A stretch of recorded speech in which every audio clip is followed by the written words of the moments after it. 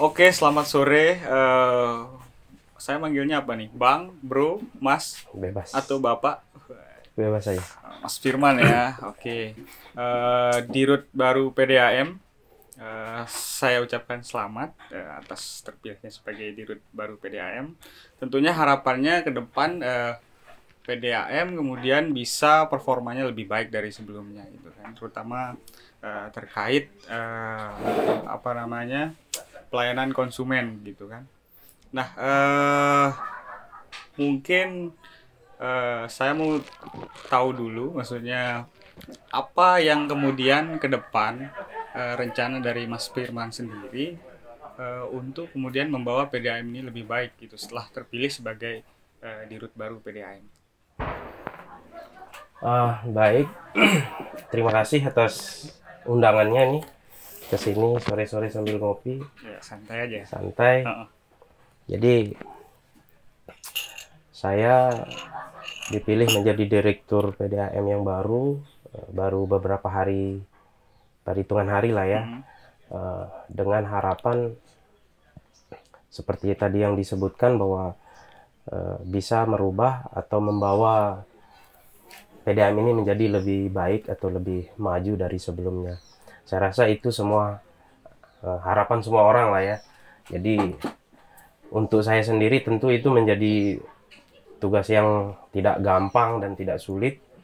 Maaf, tidak gampang dan sangat berat menurut saya juga melihat kondisi eh, PDAM pada saat ini.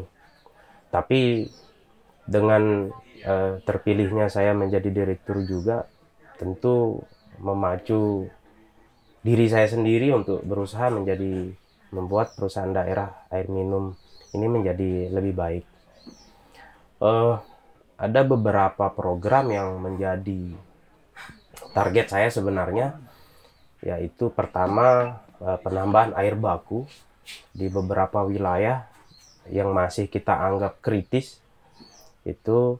Terus yang kedua, memperluas jaringan pelayanan tentunya di semua wilayah juga, terutama wilayah yang terjauh.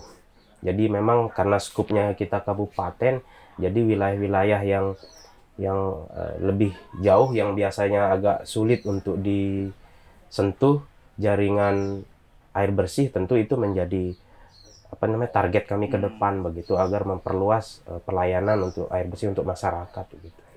Nah, banyak kemudian keluhan-keluhan gitu kan yang beredar di Facebook gitu kan. Terutama saya sendiri kan tinggal di Bayan ya, di Ya, desa Anyar.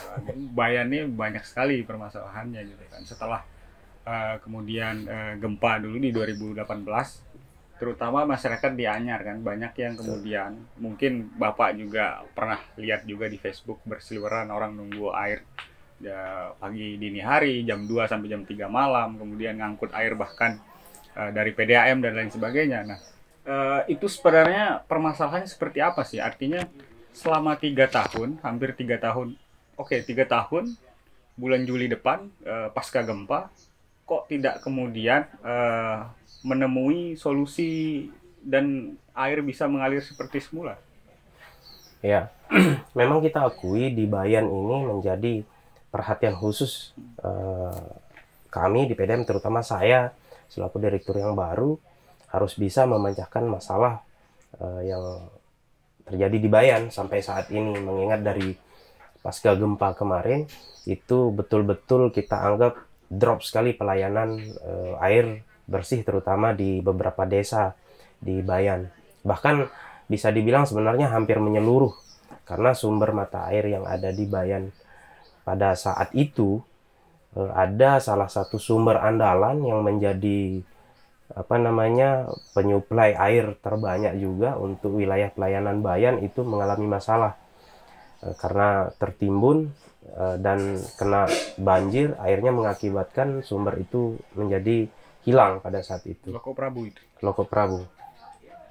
Nah, ketika pasca gempa itu, gempa yang pertama itu terjadi di Bayan ya, Hmm. waktu itu sebelum terjadi yang 7,0 yang Hmm. skalanya menyeluruh kabupaten pada saat itu. Tapi gempa sebelumnya itu ada di pusatnya ada di Lombok Hmm. Timur atau efek terbesarnya ada di Bayan. Itu sudah mengalami kerusakan sebenarnya. Tapi waktu itu sempat kami memperbaiki jaringan itu, dibantu oleh TNI, Polri, Satpol PP pada saat itu, dan saya seminggu penuh ke lapangan, berada di lapangan waktu itu, bahkan kita pernah nginep juga di sana. Waktu jaringannya sudah terpasang, jadi datang lagi gempa yang lebih besar lagi, yang 7, sekian itu, yang mengakibatkan apa yang sudah kami perbaiki itu rusak lagi. Bahkan kerusakannya jauh lebih berat daripada gempa sebelumnya itu. Itu menjadi masalah kami lagi, yang bagaimana caranya untuk secepatnya menyuplai air bersih ke sana. Oke, nah itu kan artinya 3 tahun silam kan, Ya. pada saat awal-awal gempa gitu kan, atau pada saat gempa itu sendiri terjadi. Nah, yang menjadi pertanyaan adalah apa yang sudah dilakukan PDAM gitu. Artinya selama 3 tahun ini kok kemudian belum ada perubahan. Artinya seolah-olah PDAM ini tidak mampu untuk kemudian mengembalikan pelayanan seperti sedia kala gitu. Tentu dengan kejadian itu, efek besarnya itu adalah air baku ya. Air baku. Kami bukan berarti kami selama 3 tahun ini sebenarnya diam begitu saja. Kami beberapa kali mencoba untuk mengusulkan program perbaikan jaringan sampai dengan penambahan sumber air baku. Yang sekarang sudah terbangun itu dari Singgang Pitunai itu adalah perencanaan dari pasca gempa. Tapi karena kemampuan daerah dan kemampuan PDAM untuk masalah anggaran tentu menjadi masalah juga ketika perencanaan sudah ada tapi anggarannya tidak ada. Akhirnya kami mengusulkan program itu melalui BWS. BWS yang membantu kami untuk membangunkan pembangunan air baku di sumber mata air Singgang Pitunai. Itu kan selesai pada tahun 2020 kemarin. Tahun 2020 kemarin, dari tahun 2019 pembangunannya sampai 2020 selesai. Nah sekarang, tapi ternyata yang pembangunannya itu cuma sampai bak saja. Pipa distribusinya ke masyarakat itu dibebankan ke daerah, gitu. Dalam hal ini PDAM. Nah ini sekarang yang menjadi tugas kami, membawa air yang sudah ada di bak yang dibangun oleh BWS itu sampai ke masyarakat. Kemarin kita coba membuat perencanaan untuk merubah sistem jaringan itu gitu. Nah, sekarang alhamdulillah sudah mulai bekerja, sudah mulai berjalan. Saya targetkan kemarin sekitar 2-3 minggu itu harus terlihat hasilnya dari perubahan jaringan itu gitu. Oke. Nah, janji PDAM yang kemudian mengatakan 2-3 minggu itu selalu semacam omong kosong, maksudnya PHP saja gitu. Terkesan seperti itu karena memang warga pun gitu kan mengadukan keluhan mereka ke PDAM Kecamatan Bayan. Selalu jawabannya adalah Singgang Pitunai belum diserah terimakan oleh BWS, terus kemudian juga 2-3 minggu lagi ini akan selesai gitu kan. Tapi sampai sekarang sudah berjalan hampir lebih 6 bulan gitu daripada waktu itu saya ketemu dengan kepala cabang PDAM di bulan Desember gitu. Sampai sekarang tidak ada kemudian dampak yang signifikan gitu. Yang pertama, pernyataan dari kepala cabang tentang belum diserahkan pengelolaan Singgang Pitunai itu memang betul. Karena kita harus izin dulu sama yang membuat kan begitu. Sekarang sudah diserahkan? Asetnya belum diserahkan, cuma kami bersurat karena kebutuhan mendesak masyarakat. Akhirnya kami diperbolehkan untuk mengoperasikan saja. Asetnya belum diserahkan. Tapi boleh kita manfaatkan artinya. Okay. Pemanfaatan airnya itu boleh. Tapi secara aset nanti itu urusannya dengan pemerintah daerah nanti. Karena kami kan cuma selaku operator gitu. Nah sampai sekarang memang saya akui beberapa bulan terakhir ini selalu kami usulkan dulu untuk segera melakukan perubahan jaringan yang di Bayan itu untuk segera mengatasi masalah Bayan ini. Tapi sepertinya memang kembali lagi ke masalah kebijakan untuk yang tahun-tahun yang sebelumnya ya. Jadi ada skala prioritas yang selalu diundur-undur lah gitu. Makanya saya selalu mengotot ini Bayan harus dibantu langsung dari pusat. Karena kalau dilepaskan, diberikan tanggung jawab penuh ke cabang, saya yakin cabang tidak mampu. Makanya sekarang untuk program normalisasi Bayan ini langsung di programnya tuh langsung oleh pusat. Artinya di kantor sini yang pegang langsung oleh PDAM pusat. Kami tidak menyerahkan lagi ke di teman-teman di cabang karena kami yakin juga di sana akan sangat kesulitan juga. Nah, dampak dari itu juga akhirnya muncul permasalahan-permasalahan baru. Banyak kemudian warga yang kemudian mengeluhkan saya di rumah saya air itu tidak mengalir, tapi saya harus tetap bayar uang beban lah. Begini, kadang ini saya rasa beda persepsi saja sebenarnya. Kadang masyarakat bilang kalau sama sekali tidak dapat air, bahkan menyebut 3 tahun ya. Yeah. Anda kebayang nggak kalau manusia nggak dapat air selama 3 tahun? Dia ngambil dari pipa kran PDAM di kantor itu. Ya, artinya sama ada dari tangki-tangki ya. Gratis. Selama ini kan ada sistem giliran yang diterapkan, walaupun kami akui itu sangat-sangat tidak memadai gitu ya. Tapi dalam hal ini terkait masalah tagihan masyarakat, terutama yang terkena dampak itu sudah menjadi persoalan intern di PDAM. Artinya ada pembicaraan khusus yang harus kami lakukan dengan Dewan Pengawas maupun dengan pemerintah daerah. Tentu nanti kebijakan masalah itu tentu hasil dari musyawarah antara manajemen, badan pengawas maupun kepala daerah selaku pemilik perusahaan. Jadi dalam hal ini saya tidak berani memutuskan apakah itu masyarakat yang nantinya ini harus mendapatkan kompensasi misal berupa penghapusan yang selama dia tidak menerima itu atau bagaimana kebijakannya. Tapi dalam hal ini kami selaku manajemen tentu harus komunikasi dulu lah dengan Dewan Pengawas agar tidak dianggap melangkah sendiri atau mengambil tindakan sendiri begitu. Tentu itu menjadi poin penting bagi kami karena mengingat pertama memang masyarakat secara nyata memang tidak bisa dipenuhi airnya secara penuh lah ya, kontinu itu tidak bisa diterapkan di sana. Tentu itu harus ada sesuatu semacam imbalan untuk masyarakat ketika PDAM tidak mampu memberikan kewajibannya. Tentu masyarakat yang tidak dapat ini tentu harus mendapatkan kompensasi. Apa kompensasinya selama ini? Itu yang kami akan bicarakan. Baru akan dibicarakan setelah 3 tahun? Ya, manajemennya kan berbeda nih. Okay. Selama ini manajemen belum pernah membicarakan itu. Apa yang akan dilakukan? Tapi bukankah Bapak termasuk ada di dalam PDAM? Betul. Tapi masalah kebijakan larinya. Karena di sana sebelumnya kan saya berada di posisi Kabak Teknik. Kabak Teknik ini memang hampir 100% mengurusi masalah teknik.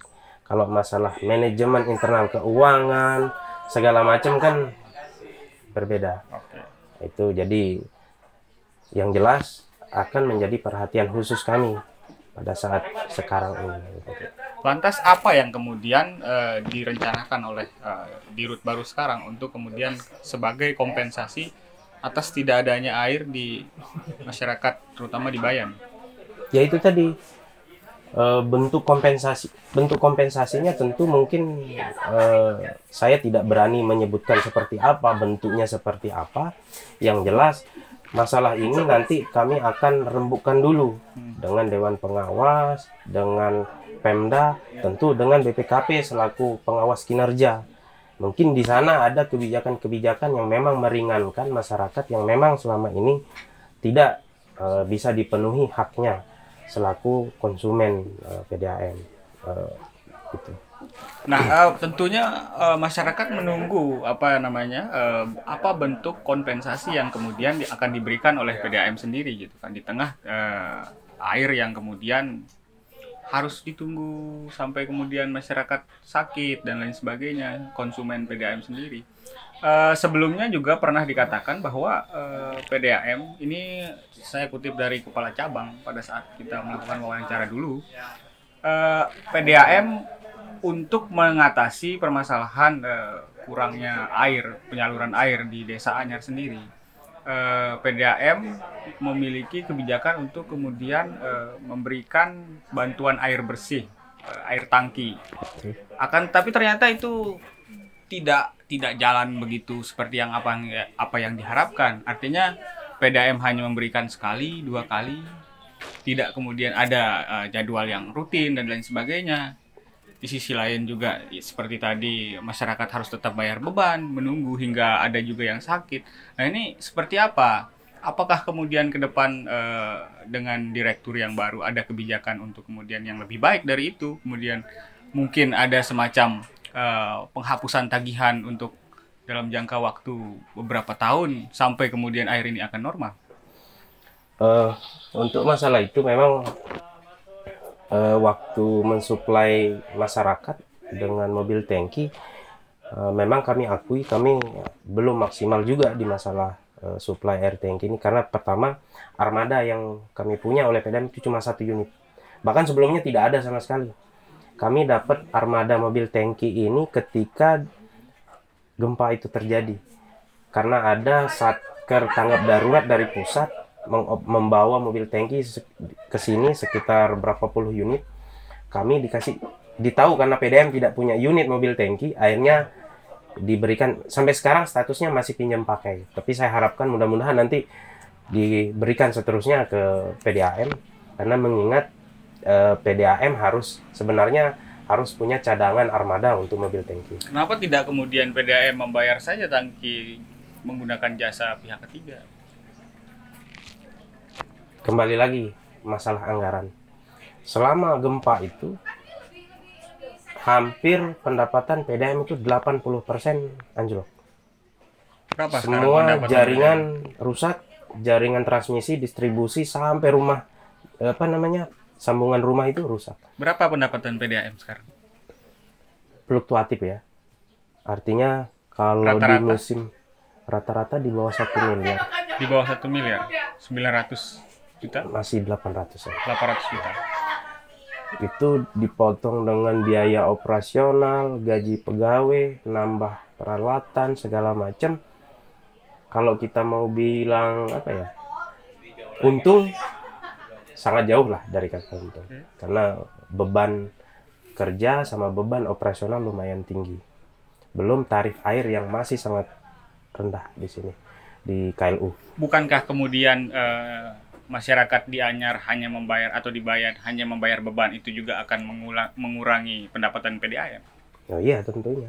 Kenapa kemudian tidak secepatnya diperbaiki? Bukan, kalau harapan tentu kami nggak mau mengulur-ngulur waktu terlalu lama. Tapi pada saat itu, artinya kondisi maupun keuangan yang memang tidak mampu untuk melakukan itu.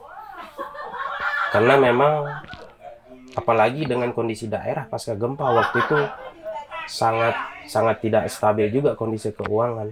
Semua instansi pemerintah hampir dibilang lumpuh. Mau mengusulkan program, kita mengusulkan lewat mana? PU-nya saja hampir tidak berkantor gitu. Setelah itu belum lagi tambah COVID sekarang ini. COVID ini pun pada awal-awal kami sempat menggratiskan itu. COVID ini menggratiskan selama 1 bulan. 1 bulan. Kami tidak berani lebih dari 1 bulan. Lewat dari 1 bulan, kolab ini perusahaan. Karena sudah tidak mampu, tidak ada pendapatan jadinya di situ.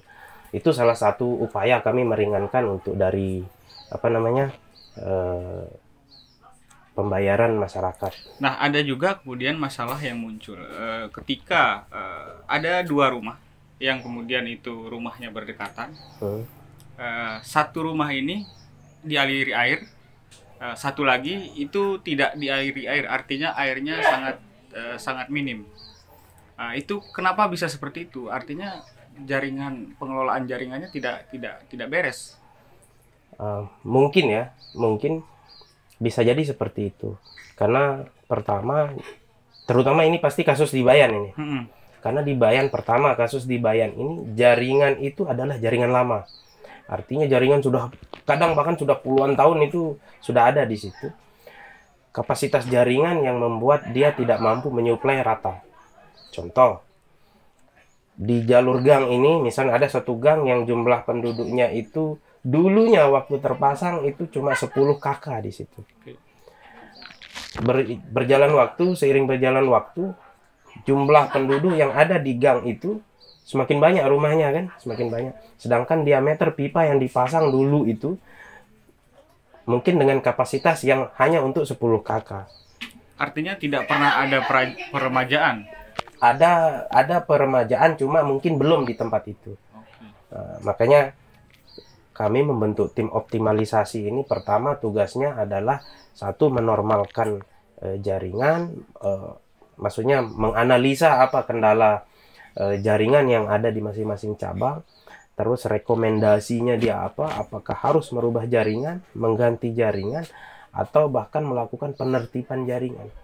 Karena belum tentu juga faktor itu menjadi kendala. Bisa jadi banyak sambungan yang tidak terdaftar nih di kantor. Itu artinya oknum. Dan oknum ini biasanya main dengan karyawan-karyawan PDAM sendiri. Itu menjadi tugas saya sekarang ini, bagaimana caranya menertibkan semua jaringan, baik itu sambungan gelap kita anggap, dan juga penertiban, mendisiplinkan lagi pegawai-pegawai yang sering melakukan hal itu. Berikutnya terkait tadi, ada yang kemudian rumah berdampingan, ada yang kemudian dialiri air dengan lancar, ada yang kemudian kurang gitu. Nah, yang menjadi hal yang aneh adalah ketika mereka melakukan pembayaran, keduanya tagihannya bisa sama. Itu ada apa di situ dengan pencatatan? Tentu kalau masalah itu saya harus koreksi lagi ya.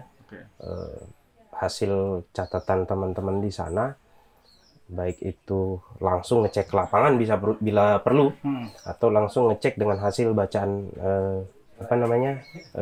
petugas. Dari kita kan sudah pakai sistem HP nih, tapi itu nanti ketika kita temukan sesuatu yang janggal, itu pun sebenarnya harus dilakukan koreksi sebelum diterbitkan menjadi rekening. Sebenarnya itu yang harusnya dilakukan. Bagaimana masyarakat tahu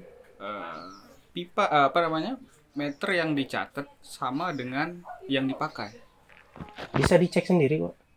Bisa, contohnya ada fotometernya juga. Ada fotometer. Jadi petugas tuh sekarang kan sudah dilengkapi dengan fotometer. Jadi itu menjadi bukti, kita kan sudah pakai digital nih, motonya pakai berdasarkan angka foto. Angka kita foto, angkanya itu yang harus diupload. Jadi tidak boleh menerka. Cuma kadang-kadang ada juga kelalaian dari petugas, terutama terkait masalah baca meter itu. Kadang tertukar, tapi itu saya tidak mau tahu, tidak ada cerita tertukar, karena alamat sudah jelas. Kalau alasan tertukar tidak masuk akal menurut saya gitu. Yang jelas saya harus cek betul, koreksi lagi apa yang petugas lakukan sama kondisi di lapangan. Itu menjadi ya tugasnya kami lah untuk ngecek gimana. Artinya itu bisa saja ada permainan oknum di sana. Kalau permainan saya rasa sulit ya, karena ada bukti fotonya. Itu. Tapi yang jelas nanti itu menjadi catatan. Saya akan betul-betul mengoreksi semua apa yang terjadi di antara pelanggan, petugas, dan rekening ini. Ini menjadi PR nih. Nggak cuma jaringan saja yang menjadi PR kami sekarang. Ini ya, sampai apa yang dilakukan petugas pun harus kami evaluasi gitu. Nah, yang lain juga permasalahannya adalah dari PDAM cabang Bayan juga mengatakan bahwa kalau semisal ada warga yang kemudian mengeluhkan kenapa air tidak mengalir tapi saya bayarannya juga mahal. Nah, dari PDAM Kecamatan Bayan mengatakan bahwa makanya kalau tidak ada air, keran jangan dihidupkan. karena itu meter akan berputar oleh angin. Apa iya kayak gitu? Pertama, ini spesifikasi meter ya, spesifikasi meter. Sampai saat ini belum ada water meter yang bisa memisahkan air dengan angin, itu belum ada. Oke. Ya. Artinya ketika air dialirkan, kalau pipanya penuh dengan air, tentu air berdasarkan energi air itulah yang membuat berputar meter itu gitu. Di satu sisi ketika ada kendala misalnya air itu berkurang di dalam pipa, akan udara masuk misalnya, entah kita lagi perbaikan atau apa, itu salah satu menjadi penyebab kenapa meter itu berputar. Bisa diputar angin ya? Memang ya, ada tidak semua sih, tidak semua. Ada kalau yang jenisnya kipas itu bisa karena dia ada dorongan sesuatu, baik itu air maupun udara. Ada yang tipe meter itu adalah magnet. Kalau magnet ini murni karena memang air yang jalan. Artinya rata-rata meter yang sekarang itu lebih banyak menggunakan yang kipas. Ya, memang kami akui seperti itu. Yang pertama, harga meter yang pakai magnet ini ya lumayan tinggi. Berapa? Ya 500-an lah, mahal lah pokoknya. Ya, itu belum bisa kita adakan lah ya, karena kemampuan kita juga terbatas. Tapi triknya kita di jaringan itu memperbanyak saluran pembuangan udara atau air palep. Air palep ini yang kita pakai untuk mengurangi udara yang ada di jalur pipa yang untuk ke masyarakat. Mungkin ini di Bayan pertama secara teknis dia sangat kurang air palep itu. Jadi memang harus bila perlu diperbanyak itu air palep itu. Ya cuman masalahnya sekarang di pembagian air juga gitu. Ya. Jika warga tidak menyalakan keran, warga juga tidak tahu kemudian air akan datang kapan gitu kan. Sehingga warga ya udah buka saja sampai nanti tiba-tiba air datang. Nah, itu tidak ada kemudian pembagian yang jelas, artinya waktu yang jelas pembagian airnya. Kami sudah membuatkan jadwal sebenarnya. Artinya jadwal ini diusulkan oleh langsung cabang. Artinya cabang ini karena teman-teman di cabang yang tahu betul aliran airnya itu dibagi kemana, ini dibagi ke berapa dusun, ya itu sudah kita terapkan. Tapi memang yang menjadi kendala adalah isi dari pipa itu yang sangat-sangat tidak mencukupi. Artinya airnya memang betul-betul kurang. Mau kita alirkan ke sana, tapi airnya memang tidak mencukupi, ya sama saja. Makanya sekarang harapan kami ya semua pihak mendukung bagaimana caranya program yang kami jalankan sekarang ini bisa jalan sukses, biar tidak ada lagi yang begadang sampai sakit-sakitan, sampai keluhan meternya angin saja, ya macam-macam lah itu. Jadi harapan kita sih itu. Nah, apa yang bisa dicatat oleh pelanggan PDAM terutama di Kecamatan Bayan dari dirut baru PDAM ini ke depan, apakah kemudian penyelesaian itu dalam jangka waktu berapa lama? Itu kan perlu kemudian ada target yang jelas, kemudian juga soal kompensasi juga gitu. Apa bentuk kompensasinya, terus kemudian target selesai proyek untuk kemudian membuat jaringan baru dan lain sebagainya itu, sampai kemudian aliran air ini bisa normal kembali, itu pertama target untuk kita menormalkan Bayan ini seperti yang sudah saya bilang 2-3 minggu saya targetkan teman-teman di lapangan harus membuahkan hasil. Artinya harus terlihat progres pekerjaannya. Kalau memang tidak bisa, kami akan usahakan lagi sebisanya bila perlu lembur di sana untuk segera menyelesaikan masalah target pemasangan jaringan distribusi untuk 2 desa. 2-3 minggu dibarengi dengan kompensasi? Saya rasa belum bisa. Jadi pertama, kalau masalah kompensasi, tadi sudah berapa kali saya bilang kan, saya sebutkan bahwa kompensasi itu prosedurnya tidak segampang kita ngobrol begini. Jadi harus ada dewan pengawas, pihak pemerintah daerah, dan BPKP. Artinya permasalahan ini tidak urgent, kemudian tidak pernah ada pembahasan seperti itu. Ya tentu urgent, cuma step by step lah. Pertama kami harus menyelesaikan masalah yang paling krusial.